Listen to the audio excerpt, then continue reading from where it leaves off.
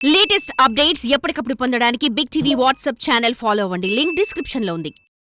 అన్న భార్య పురుడు కోసం పుట్టింటికి వెళ్తే మేనల్లుడికి సపర్యలు చేసి స్కూలుకు పంపించేందుకు వచ్చిన ఓ ఆడపడుచుపై అకారణంగా దాడి చేసింది వదిన. ఎవరూ గుర్తుపట్టకుండా బురఖా ధరించి వచ్చిన వదిన సినీ ఫక్కీలో కత్తితో విచక్షణారహితంగా దాడి చేసి గాయపరిచింది. ఆడపడుచుపై ఎందుకు దాడి చేసిందో ఎవరికీ అంతుపట్టడం లేదు. స్వయంగా భర్తను కూడా షాకింగ్ గురి చేసిన ఈ ఘటన పూర్తి వివరాలేంటో ఇప్పుడు తెలుసుకుందాం.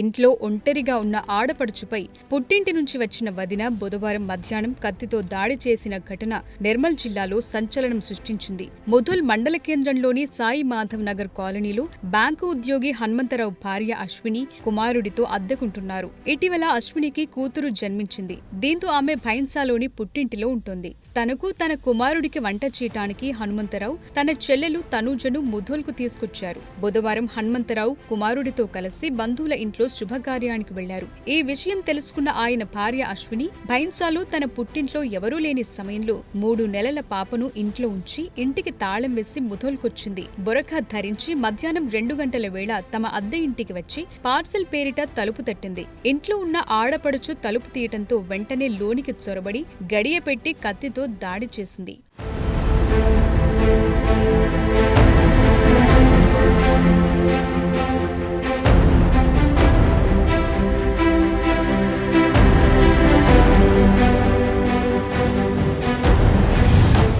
ఆమె భయంతో అరవటంతో స్థానికులు దొంగలు కాబోలని అప్రమత్తమయ్యారు. అప్పటికే తనుజ రక్తస్రావమై పడిపోయింది. స్థానికులు తలుపులు గట్టిగా కొట్టడంతో అశ్విని బయటకొచ్చి వారిని కత్తితో బెదిరించి పారిపోయింది. వారు కొంత దూరం వెంబడించి పట్టుకుని బురఖా తీయించడంతో ఆమె అశ్వినిగా తేలింది. స్థానికులు తనుజను చికిత్స నిమిత్తం భైన్సా ఏరియా ఆసుపత్రికి తరలించారు.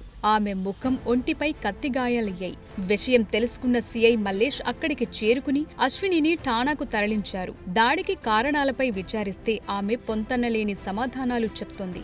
అద్దె ఇంట్లో సీసీ కెమెరాలు ఉండడంతో తనను ఎవరూ గుర్తుపట్టకుండా బురఖా ధరించినట్లు పేర్కొన్నట్టు తెలుస్తోంది. ఆడపడుచుకు ఇటీవల పెళ్లి చూపులయ్యాయని, ఆమె పెళ్లికి వరకట్నం ఇవ్వాల్సి వస్తుందనే ఈ ఘాతుకానికి పాల్పడినట్లు స్థానికులు అనుమానం వ్యక్తం చేస్తున్నారు. వెంకటేశ్వరరావు ఫిర్యాదుతో కేసు నమోదు చేసి దర్యాప్తు చేస్తున్నట్లు సీఐ చెప్పారు. పసికందును తీసుకొచ్చి అశ్వినికి అప్పగించారు. ఇద్దరిని పోలీసులు నిర్మల్ స్వధార్ కేంద్రానికి తరలించారు.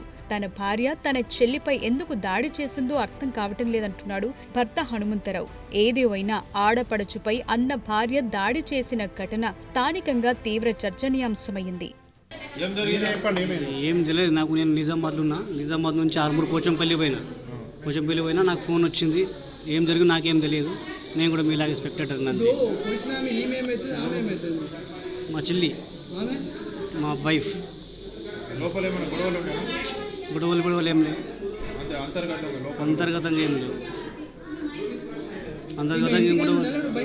మా చెల్లి నా దగ్గర ఉంటుంది. ఈమె బేబీ పుట్టింది కాబట్టి బయసలు ఉంటుంది. మా చెల్లి నా దగ్గర ఉండే. మా బాబుని పట్టుకుని స్కూల్కి పంపిస్తుంది మా చెల్లి ఇంట్లో ఒక్కరు ఉండే. మరి ఏం జరిగిందో ఏం తెలియదు, ఇంకా తెలుసుకోవాలి. మా చెల్లి ఒక్కడే ఉండే. ఈమె బయసలు ఉండే. ఏమో తెలియదు కదా నాకు. మేము ఇప్పుడే వచ్చింది కదా, నాకేం తెలియదు. ఇప్పుడు ఇక్కడికి రమ్మంటే ఇక్కడికి వచ్చాను. తెలియదు, ఏం తెలియదు. నేను అదే షాక్లో ఉన్నాను.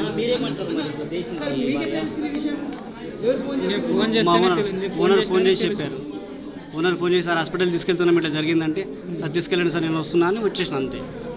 నేను డ్రైవింగ్లో ఉన్నా. అంతే. ఎవరి ఫోన్లు కూడా లేపలేదు.